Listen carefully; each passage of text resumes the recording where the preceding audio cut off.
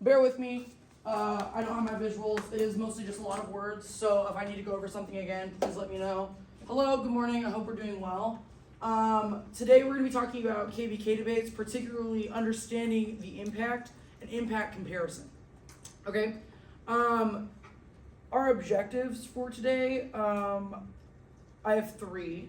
The first being that we're going to ask a series of questions to guide the discussion. I try to do this in most of my lectures unless I don't care to hear from you until the end, which is almost never. Second, I want to develop, or help you rather, develop a language for engaging complex impacts in KVK debates.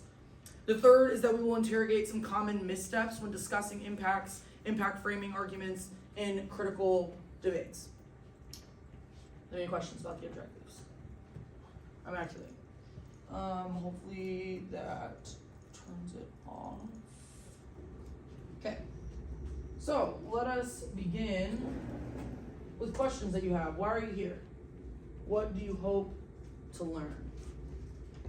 Yes. Establishing a link. Okay, sure. Establishing. Spelling is hard. A link. Sure, we might talk about that. That's semi-related. Any other questions?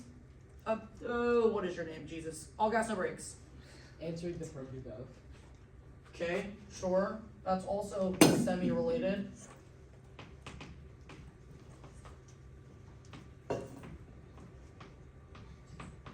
You also impact, and you were just like K's. Yes.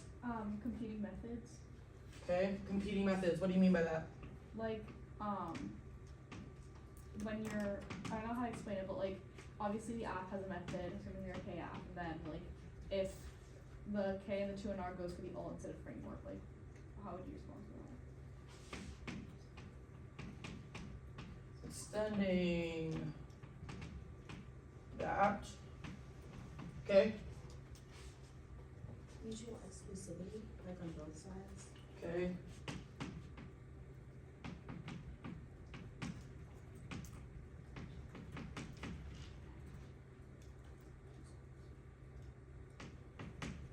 Spelling is hard. Jesus Christ. Other questions?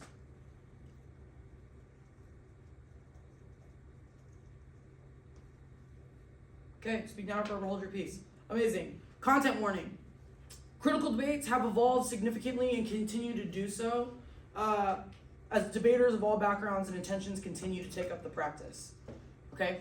So some of this stuff might get talked about, but this lecture is primarily about the way that impacts get discussed, the way that they get weaponized in debates, and the way that they evolve. But it also will seek to explain why some of these conversations get so complex, why people get their feelings hurt, and also why these debates can be hard to win in front of particular judges. Some of these things are like my own experience. Some of these things are like just rants and thoughts I've developed as a judge. But we will begin with a series of takes from 2 individuals that used to debate. I believe they debated at Wake. I've interacted with them, like interpersonally maybe one time, but Charles and what is her actual name? Corinne, thank you. Sagino and Antonopoulos wrote an article / piece called Clash of the Uncivilized, an Alternative Approach to Policy Debate. I'm going to read the following at you. It was highlighted and it looked cute and everything on the slides, I swear to God. Okay.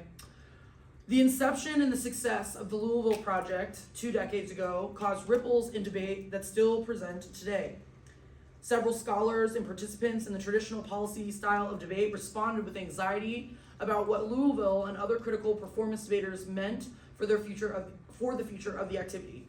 Though the community had engaged in hotly contested discussions about different styles of debate in the past, okay, such as hypotesting and policymaking, concerns over critical debate were magnified. Reflecting on this rift in the activity, Roger Solt wrote that the split between critical and policy approaches has gone beyond cultural war to full-blown clash of civilizations.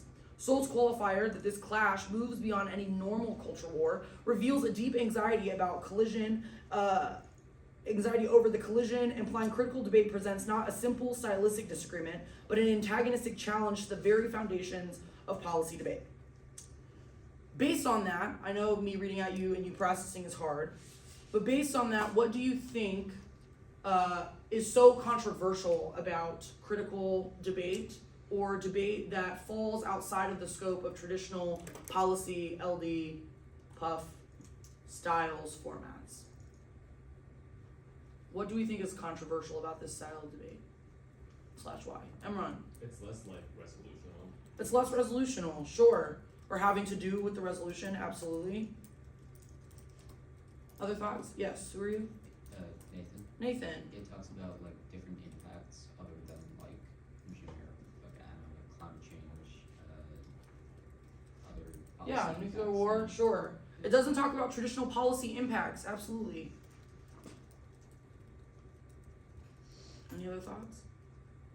Kyan? It can have an identity aspect that people feel like doesn't belong in the realm. Absolutely. It can have an identity aspect that can sometimes be hard to grapple with, okay? Things like climate change and nuclear war, or so I'm told, okay, could probably affect all of us in some capacity, okay? Versus other impacts in KVK debates, some of those impacts may not affect all of us, or affect all of us in the same way. And so that can make them hard to engage, depending on who you are, your subject position, and what have you. I'm reading parts of this, by the way. I highlighted it like a card, so you have to bear with me here. But the last part of this that I find pretty interesting, and then we will sort of delve into the content that I planned for today, which is that concerns amongst the community arose over whether or not critical debate deviated too much from the stasis point of the resolution and policy debate norms, lamenting a perceived anti-intellectualism, dogmatism, and a loss of civility in the activity. Amber Kelsey, a Dartmouth alum and Wake alum as well, highlights the rhetorical move to rally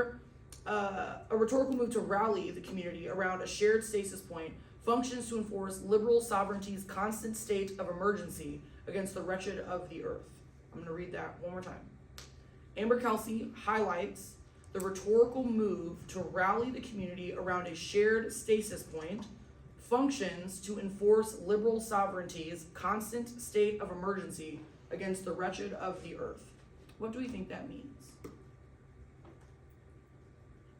Sophia. Maybe it has to do with like the focus on like, for example, we were talking about climate change a little bit ago, like talking about like the security aspect of it, like having to like, or like the specific words used were like rallying the community in terms of like focusing on like death and extinction and stuff like that. And based on like the first part of that quote, can be talking about like instead of in this uncivilized aspect in terms of we're creating all this like stress and anxiety over what could happen when there's things like climate change and extinction like looming upon us, when there are other important things like things that have to do with our identity. Yeah, sure. Any other thoughts?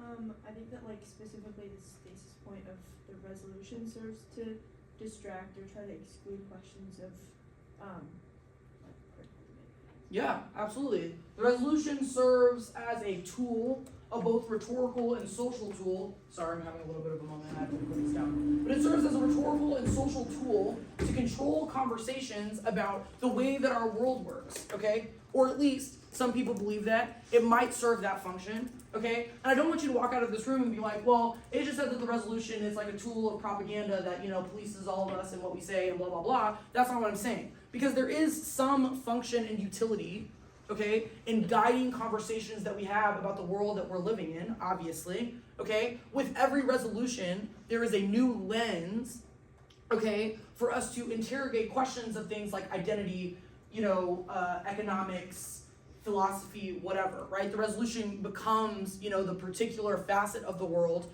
that we engage those questions in, right? And I think that that is valuable. But it does and has in the past and still today in a lot of ways, does also come with a set of social expectations, okay, about how or what is the appropriate way to engage that stuff, okay? So yes, we think it is important to discuss things like identity, politics, economics, philosophy, right? But only if it happens on a particular set of terms, okay?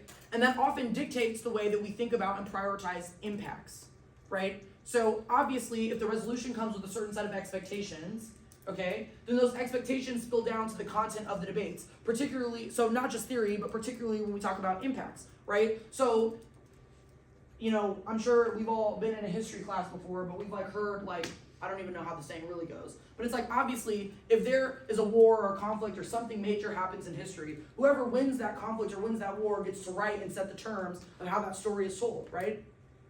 Okay, so arguably, the resolution serves a similar function, okay? The way that it is written, right? The US should do something, or we only can do policy, right? That becomes the lens through which we understand what impacts or what conversations are worth having, okay? And that does subconsciously inform what value, like what impacts you all are taught have value, or whether or not they weigh more than another impact, right? Because we hear it over and over again at debate camp from our coaches, and depending on who's coaching you, that lens changes a little bit, and all of those things, right? So KVK debate finds itself at the center of a long-developed debate within the community at the high school, college level, and across styles or genres of debate. So like I said, policy, LD, what have you, right? Questions of whether or not it teaches debaters, judges, and community members something of value. Is KVK debate valuable? The intensity of these conversations, right, can be uncomfortable. And sometimes that is what's motivating, right? Questions of its value. But questions of comfortability or civility, as like mentioned in the article or the piece that I read above, right? Or appropriateness, right? And appropriate for who become the primary lens through which a lot of these debates are viewed, taught, and executed. And also excluded. Does that make sense? Okay? So we're going to talk a little bit about some of these questions, particularly who are these debates for, why it may or may not be valuable for them, okay? Or what arguments are against that, and then how that might affect the way that you're doing impact debate. Are there questions about this thus far? Okay, I'm going to check in throughout, just because like I said, I know that you can't see everything that I'm looking at, okay? So our conversation today is what is KVK debate about, okay? Any thoughts about that? What is KVK debate about? What is it for? What does it seek to accomplish? Nathan. The affirmative has like criticizing part of the resolution, and the negative like criticizes the affirmative's method usually, or like rhetorical stuff that the affirmative does. So we offer critiques of the resolution, K's of that critique, K's of that K, sure. K's of communication, I think I heard you say.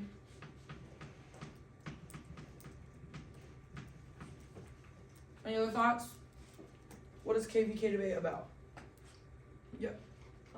I think of KVK debate as being like, as seeking to create conversation and discussion and clash over which critical frame is best. Okay, seeking to create conversation. Love that.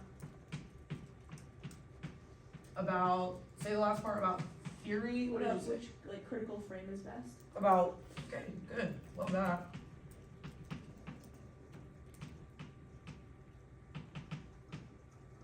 Okay. Any other thoughts? These are all like pretty good starts. I'm not mad at any of that. Okay. Rule number 1, KVK debate. What is it about? It depends. All caps. Okay. If you're writing that on your computer, caps lock. Okay. It depends. Depends on what? The judge. Okay. Because the judge in some capacity in every level of debate it's like, you know, an arbiter of the conversations that you're probably going to have because you want to win, right? It depends on the participants in the debate, okay? Whoever is offering the critique on the affirmative.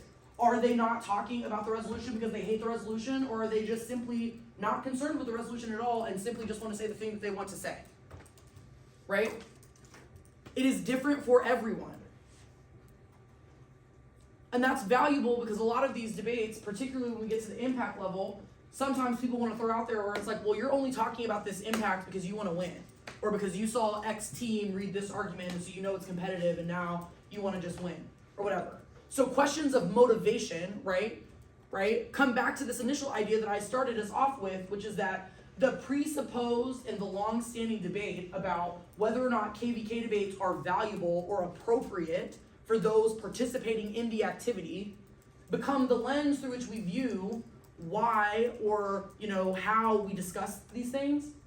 And so then we start having debates not about the impacts or the contents of the theory that are being offered, but about a student's motivations. Are they being genuine? What is their relationship to the things, right? And those are valuable questions, right? It is valuable for us to unpack and interrogate why are we talking about certain critical theory. But sometimes, the motivations behind doing that can be disingenuous, right? Where it's like you're not talking about this genuinely, you don't actually care about the impacts you're talking about or whatever. And those things become defense mechanisms for, people who hold traditional notions of debate very close to their chest. Secondly, some KVK debates, or K-debate more broadly, has to do with things like identity, right? How they're created, communicated, and maintained. Other KVK debates offer lessons about power, how it's organized, acquired, and how it's used in various situations against certain populations. It can be about economics, but it can also be, about the way that we get funneled in and through an economic process, how we become capital, how we make other people into capital. To get uber specific.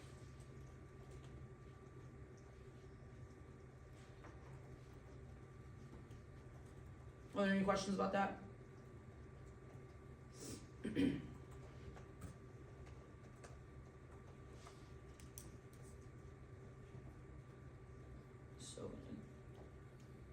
So with that being said, right,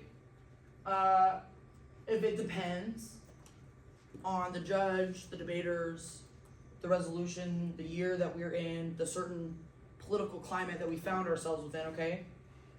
If it depends, then anything, especially in KVK debates, can be an impact. I think that's true of debate more broadly. But if you take anything away from this lecture, anything can be an impact. Okay? The way that you looked at me or spoke to me in cross-ex. The way that you misread my theory. The way that you assumed that when I walked into the room, I was obviously going to be reading a K when actually I only go for the econ dissat. The way that you told me to calm down. The way that you said that your particular experience outweighs my particular experience. Asia, those are petty. That's not real arguments. That's an impact. How dare you? Incorrect. And that's not to minimize or to trivialize those impacts. Those are very real things, but it's rather to do and say the opposite, which is that literally anything can be an impact.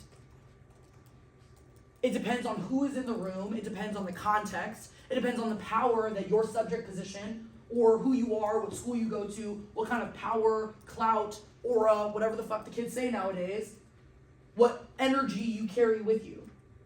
What is your intention? Okay? But anything can be an impact.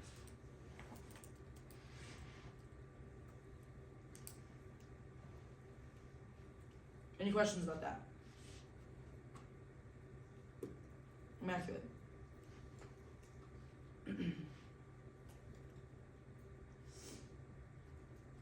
In traditional policy debate, you do impact comparison at 3 levels. What are those? Someone give me one. Sophia. Magnitude, time frame, and probability. Magnitude, sure. Time frame. Nathan, what's the last one? Probability. Probability.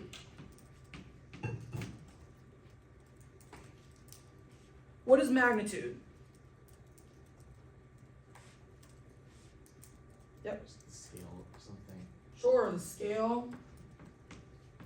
Anything else? Like how many people it impacts. How many people it impacts?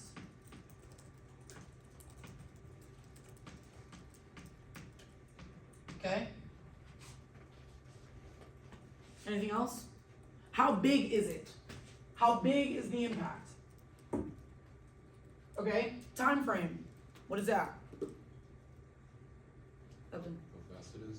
How fast? Sure. Anyone else? It's a question of when. When does it happen, if ever? How fast? Absolutely. Probability. What is it? Michael. Likelihood of it happening. likelihood, sorry, there's two of you in here. The likelihood that the impact will happen. In KVK debate, these levels of impact comparison still matter and still have implication. Okay? But what would it mean for you to compare something like, I don't know, genocide or genocide versus like, you know, like anti-black erasure or anti-black exhaustion, right? Like which one of those things is bigger? Any thoughts? If I said indigenous genocide versus anti-black historical erasure, we erase black people in history, which one of those things is bigger?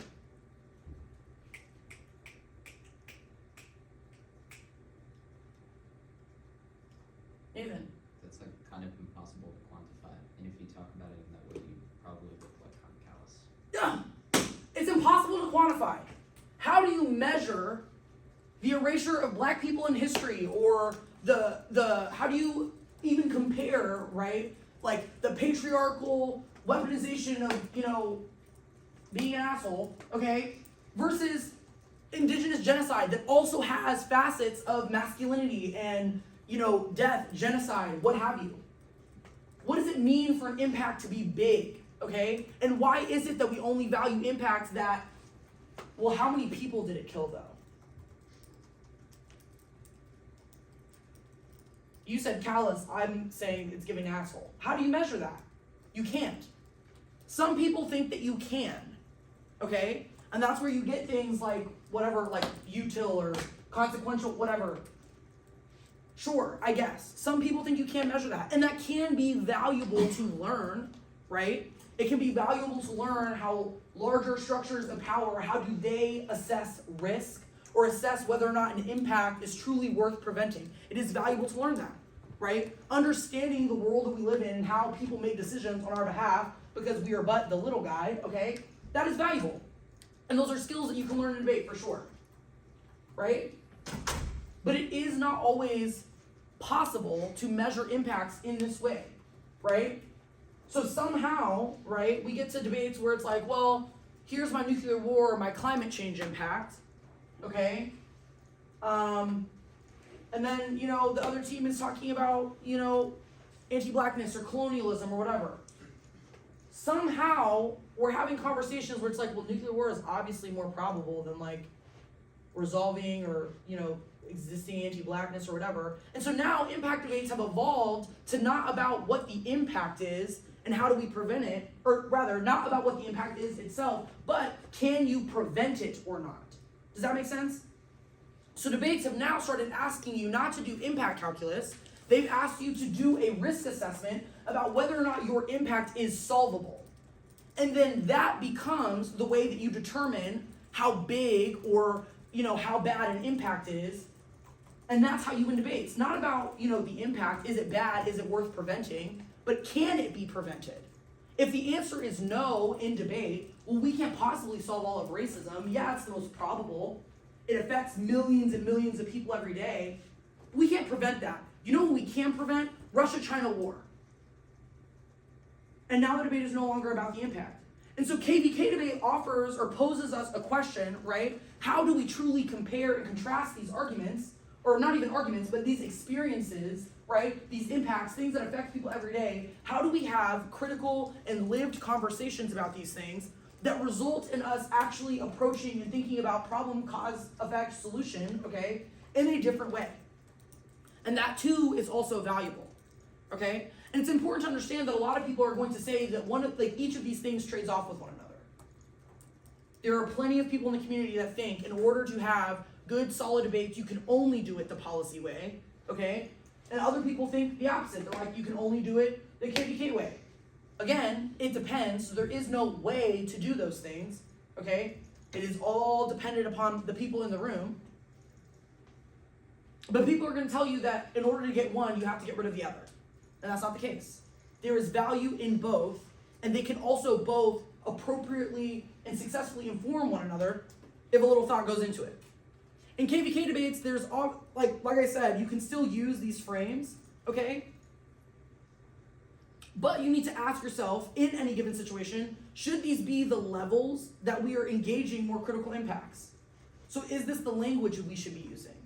Should we be saying genocide is of a higher magnitude than police brutality or whatever, right? Is that a valuable frame to approach the conversation? It's also important to remember that in a lot of these cases, as Nathan pointed out, I think, yeah, probably, can't remember, sorry. It's apples and oranges. You can't compare some of these things, okay? And that's not to trivialize either, but it's just like, you don't compare where you don't compete, dude. You know what I'm saying? Like, some of this stuff, there is not a language appropriate that exists yet to understand the true severity and intensity of some of these things. Additionally, some of you talk about more critical style impacts from a position where you've never lived or experienced it, you've only read about it. And so what does it mean for you to argue or advocate for an impact when you can't truly ever understand its severity, intensity, or what it's like? But also, what would it mean for a judge to then have to pick between them when they also have never experienced it, right? And so how do we get to a place where we can ethically explain those things? That's sort of the thing that's getting sussed out in every single K debate, okay? Because the thing about KVK debate is that it is also inherently debate about debate. And about the way that debaters, judges, the way that the expectations that we all abide by, the way that all of those things come together to inform the space where the debate is had itself.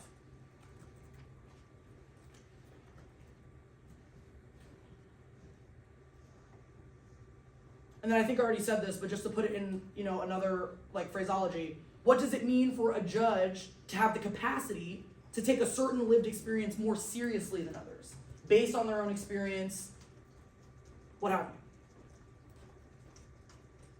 Questions about this? Amazing. Policy versus K, a more in-depth comparison of their impact debating. And I think this is where I'm going to try to get into some of this mutual exclusivity, competing method stuff, okay?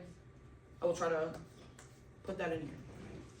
In policy debate, okay, at the top of the speech, okay, is usually where the impact debating happens. It's prioritized first in each of the speeches. It's quick, it's efficient, okay? And more importantly, it is often a scenario that happens linearly. A causes B, causes C, causes D, okay? Policy impacts tend to happen that way. They're frequently used impacts, so we all know what a climate impact extension should sound like, okay? We know what a nuclear war or a great power war or a pro-life impact should sound like when we extend it, right?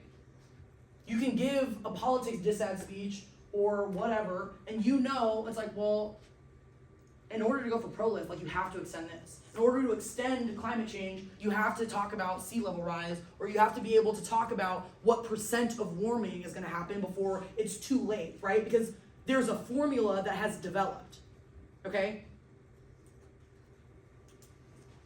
And so that is helpful because that familiarity and that formula, knowing what's supposed to be there, makes it also easier to process, because no one's denying, nuclear war, climate change, those things are obviously fucking scary, Jesus. And they are impending, okay?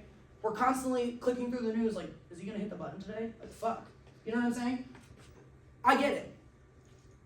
But in debate, we have given those things a formula, and there is a set of expectations that makes it easier for us to process those impacts because we know what they should sound like to win them, right? And so there is a comfort there.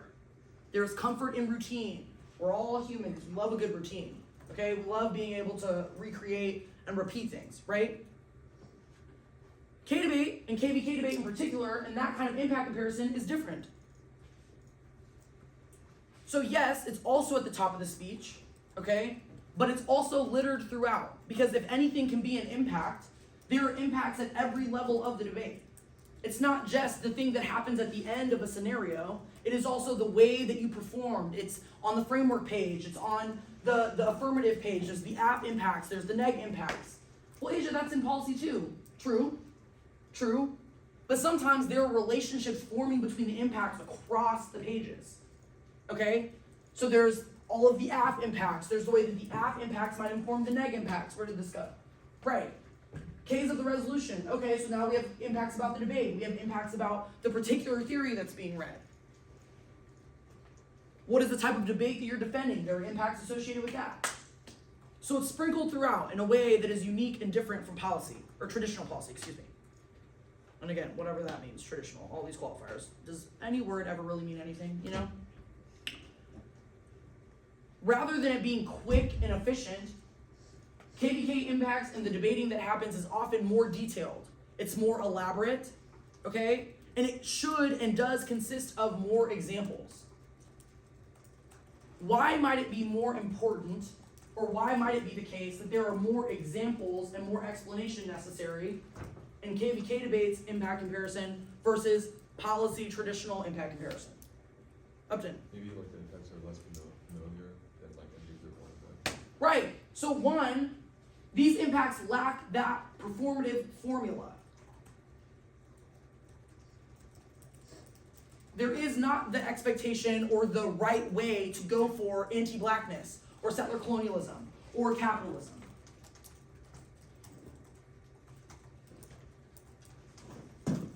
Some people might disagree about the cap one. Sure, whatever. Teach their own. God forbid a girl have a take. You know what I'm saying? But that formula that debate has created for some of those more traditional impacts does not exist in the same way. So yes, they are more unfamiliar, therefore they need more example, they need more explanation. Absolutely. Why else might we need more example or whatever? It's a little bit in line with this familiarity thing, but I'm looking for a different internal link. My friend with the 76. This is kind of in line with that, but like, the judge is less familiar with the experience of it, so it kind of dictates then what that means for the debater is important. Absolutely. So, yes, the debaters and the judge are unfamiliar with it at the level of the argument, right? There's a lack of argumentative formula there, but there's also a lack of familiarity with what the impact actually means and how it affects people. Which means that in a world where you're trying to convince someone and saying how bad police brutality is, how bad genocide is, how bad pollution in the back of like black and brown neighborhoods is, not everyone lives that. And so sometimes we get into a place where we need to use really, sometimes graphic, which I have critiques about that, someone will remind me to come back to that later, okay? But we have to use examples to create context for an experience that people are not familiar with. And so it is more necessary, especially when you are talking about impacts that you do not have experience with. Because those examples should also guide and inform your research, but more importantly, they should guide your, your method. So to understand whether or not a method is effective, having examples of the impact and how it affects everyday people, okay, everyday folks in and outside of debate is valuable. Because then it can help you also explain the efficacy or the effectiveness or the solvent nature of the method.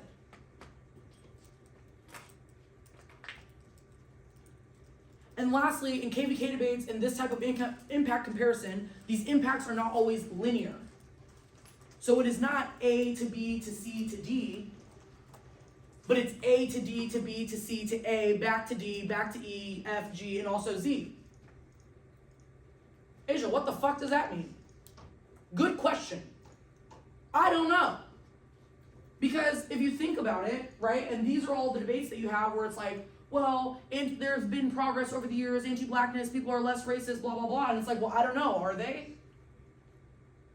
Can you go linearly from like, well, first it was slavery, and then it was Reconstruction, and then it was sharecropping, and then it was civil rights, but then actually like Trump just rolled back a bunch of shit, and now we're shipping people out to do agriculture. That's kind of weird. Agriculture, plantation, there might be a connection there. But also we don't do slavery anymore, except also like we have all these people in prisons, more than anyone in the world, and they all kind of look the same. That's a little weird, but it's just a coincidence. And also some of these laws, they get passed and then rolled back, and then da-da-da. It's not linear. And so that also influences your ability to compare and contrast an impact, because sometimes the severity of that impact depends on the time and the place, okay, time frame, at which they occur and who they occur to. Does that make sense? Do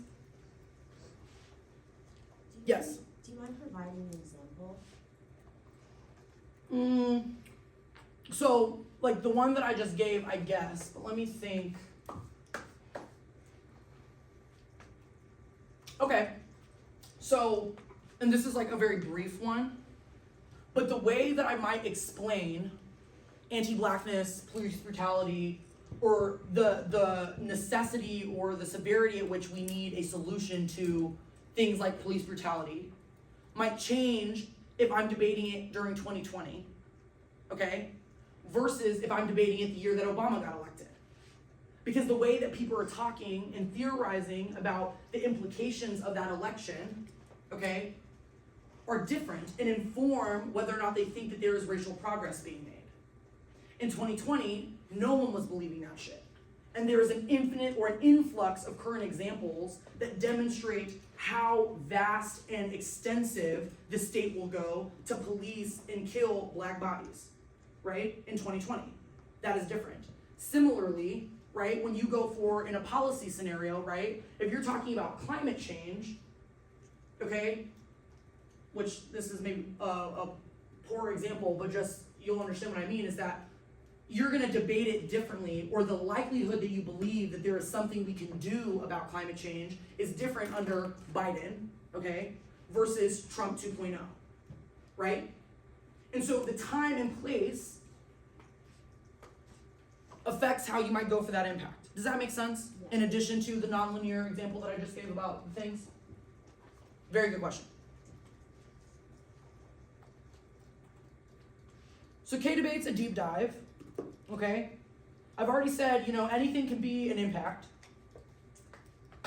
So what are some critical impacts? I've given you a list at some point. What are some critical impacts? What's my time here? Okay, we're doing okay. I don't even know why I'm working with this show. I don't think that's gonna see me, but that's okay. Follow me over here. Critical impacts, what do you think? Hopefully these erase. Yeah.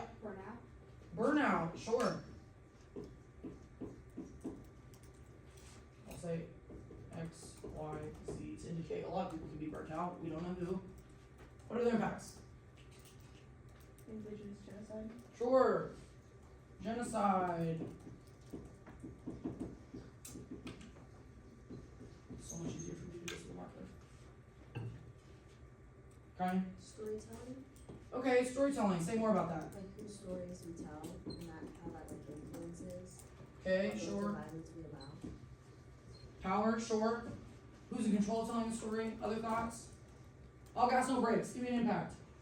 I was gonna say exhaustion, but that's the same as burnout. Is it? I mean, like, I feel like the impact is pretty similar, but I guess not. Why? Well, because, like, I think if someone's getting exhausted from, like, I don't know, in the scenario that is usually read, they're probably gonna then become burned out of debate, but I guess the impacts are pretty. Okay, maybe. Debatable. And that's valid that you think that. I think a lot of people would say that exhaustion and burnout are probably the same. I don't know if I buy that. But it also depends on your ability to explain it and the context. Because there also might be arguments that certain, population scenarios, whatever, result in more burnout than they do exhaustion. Were you gonna say something, Patrick? I don't know if it's underneath storytelling, but like appropriation. Absolutely. Absolutely. For sure. For sure. Yeah. Commodification. Absolutely. Help our friends on the internet here. What is commodification? Yes, another. Okay. Yeah. It's like the idea of taking other people's ideas and things and turning it into property. Turning it into property, sure. Absolutely. Exchanging for value, sure. Yeah. I was gonna say assimilation. Assimilation, absolutely.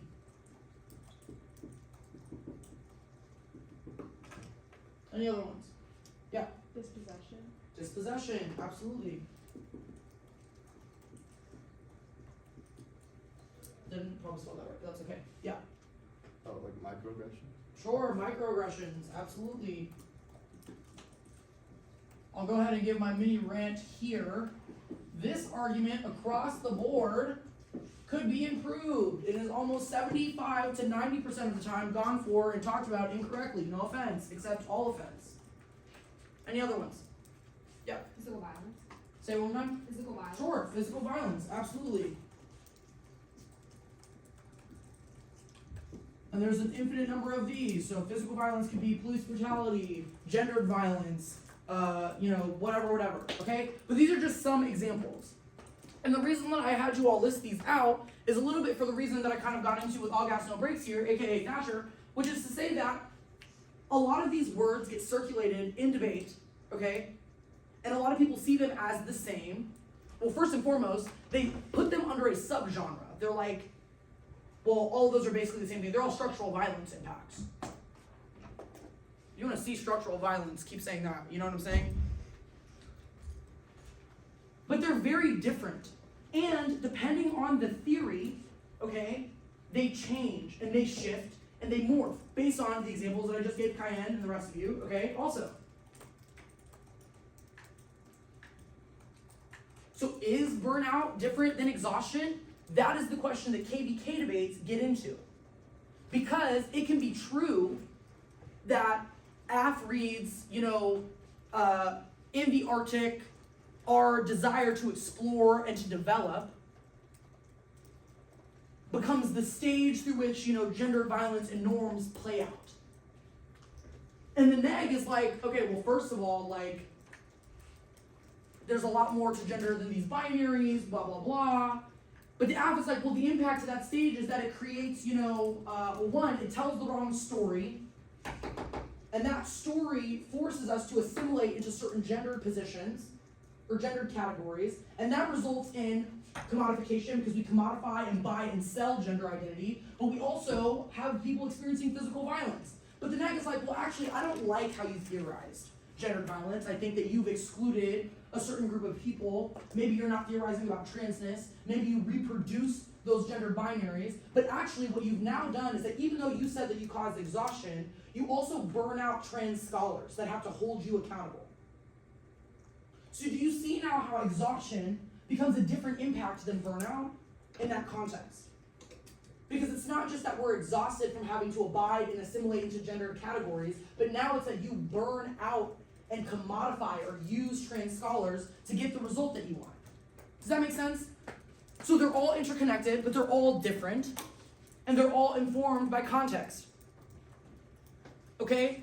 There are also genres of impact, okay? So rather than talking about it in terms of structural violence impacts, okay, I would say that there are debate-specific impacts. So there are impacts that can happen inside of the debate, okay? The way that you speak, the way that you perform. Are you talking recklessly simply because, you're debating someone who's, giving bro, I don't know, okay? Are you calling someone's anti-blackness app the microaggression app simply because you think that they're the same in your brain? That's a microaggression, by the way. Did you accidentally call this one team another team because they read the same app? Did you not change your blocks and just copy-paste the blocks you read against the last anti-blackness team, whatever that means, and read it against another team that happened to be black, except they went for the econ DA, so you got your ass kicked? I don't know. But those are all in-round debate impacts, okay? Do you only talk about debate in a particular way?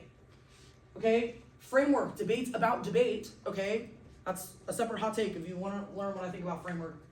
Well, some of you are in my lab, so you will today, but framework is literally just debate about debate. That's my side rant, and I'll give you that for free. There's also questions of impacts about in-here impacts, so again, in the debate, okay, and out there. So a lot of times traditional policy debate might be like, we're talking about impacts out there, except all of you, why is the in here not the out there? Not sure, okay? And I know I'm getting a little ethereal with it, but it's like, listen, you all live in the real world. No, you're all real beings. We don't have to psychoanalytically unpack that, but traditional policy debate has us thinking that nuclear war and climate change, those things are so far out, right? But some of you live in California. That sea level is rising, okay? She's getting up there. And I don't know how much money you have, but not everybody is going to be able to go and build a condo on stilts, okay? That's not happening. are very real impacts that affect everybody in the community. Climate change, the election, okay? Whether or not someone who, might be or might not be orange wants to go to war today has a very real effect on you. So for whatever reason, and so this is a little bit of like a reverse hot take here, is that for whatever reason, debate has trained you that even those policy impacts are very far away from you. Which has also trained you to think that they are easier to talk about, but they're not. Okay? They are also very close to you. They are also very much happening. So this idea that it's like, well, these in here impacts are not as big as the out there impacts is bull. And it is a fake dichotomy or a fake separation between the two.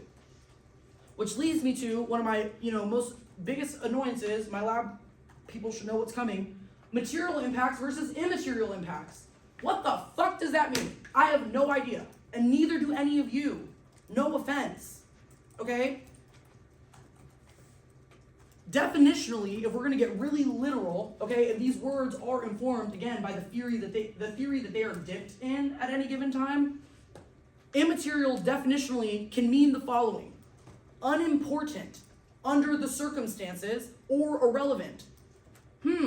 Why might an old policy debater from way back when, who somehow had it trickled down to all of you, use a word like immaterial to describe things like racism or genocide or gendered violence or whatever? Can we put those pieces together, folks? And now, without knowing it, I'm not mad at any of you, you all have this idea in your head that it's just like, okay, well, is the impact material or immaterial? And that's what you're saying, instead of just engaging the impact. Other definitions of immaterial, it's spiritual rather than physical. Why is spirituality immaterial? I feel like we had a whole set of witch trials about this. I'm not sure, but also hoodoo, voodoo, what have you, okay? Shout out to the, what fucking year is it? 2025 NDT champion. She taught us a lot about that, okay?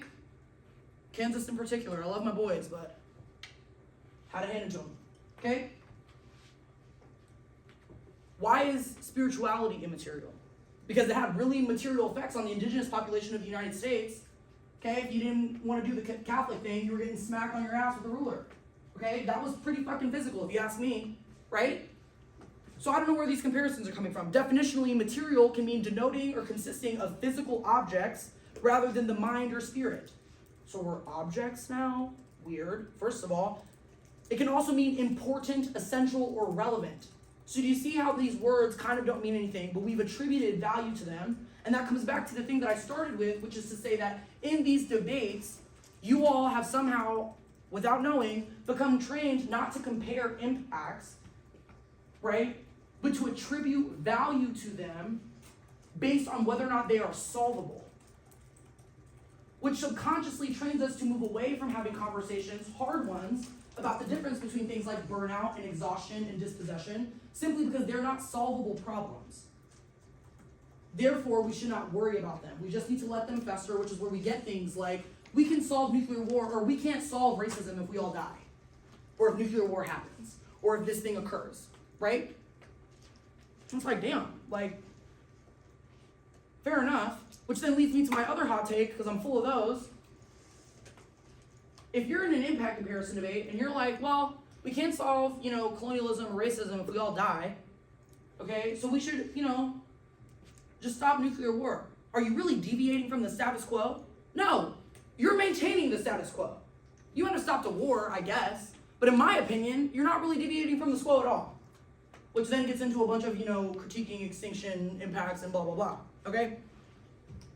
But does all of that make sense? I know we're getting a little bit into it. Okay, it is 59, so I'm gonna close with these thoughts.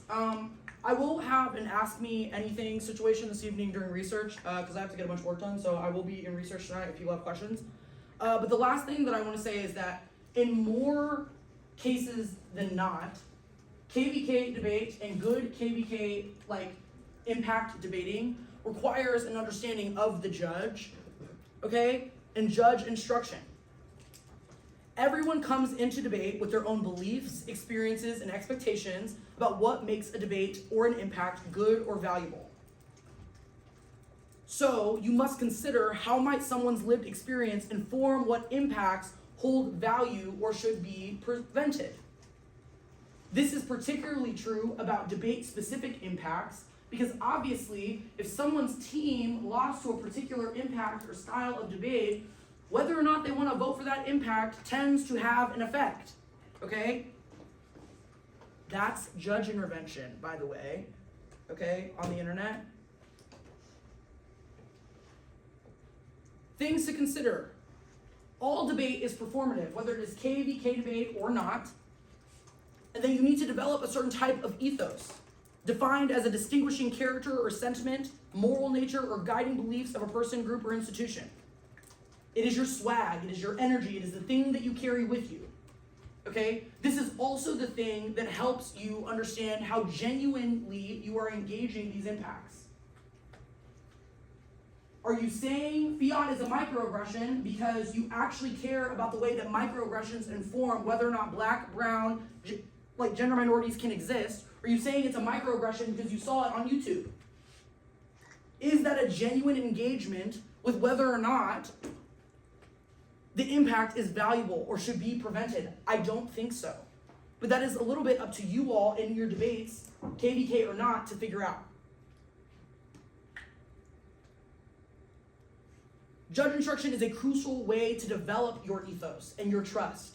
It requires taking seriously their feedback. It requires prepping and engaging with judges that have different experiences than you because they can offer a series of contexts about your impacts and your impact debating. What worked in this situation?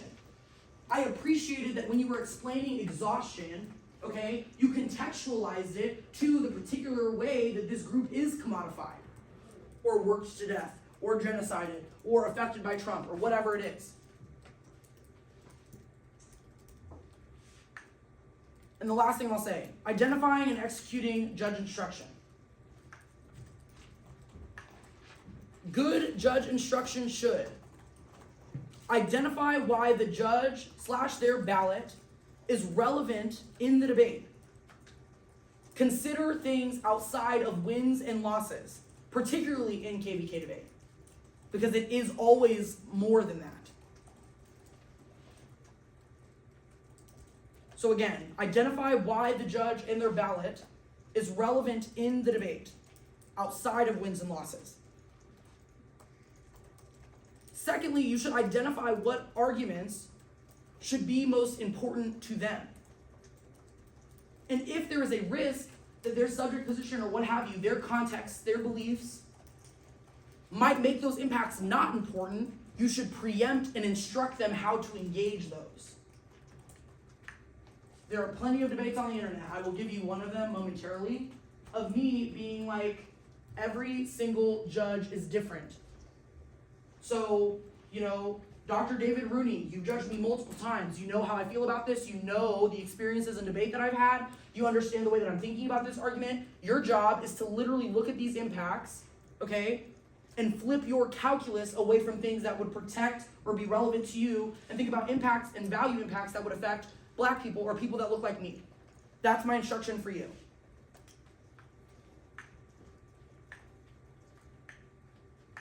Dr. Rosie Valdez-Block, my instruction for you. You're also a woman in debate. You also understand what it's like to have to do X, Y, or Z thing. Lean in. Whatever. It looks differently for everybody. But being specific and giving them a language to describe and then vote for the impact makes all of the difference. Lastly, be clear about what exactly changes, okay? Let me read this. Hello, English. Be clear about what? Oh yeah, be clear about what changes about the impact given the judge, and tell them how to apply that instruction to all of the impacts. So don't just say, role of the judge, role of the ballot, you should just prefer anti-Blackness impacts or impacts of settler colonialism. No. You should say more about what that means, first of all. But second of all, you should also explain what that judge instruction means for the opposing impact, especially in KVK debates, because they will also have similar impacts. So it doesn't mean anything for you to say prioritize, impacts of settler colonialism if the other team is also going for indigenous erasure. That doesn't tell the judge what to do with them, right?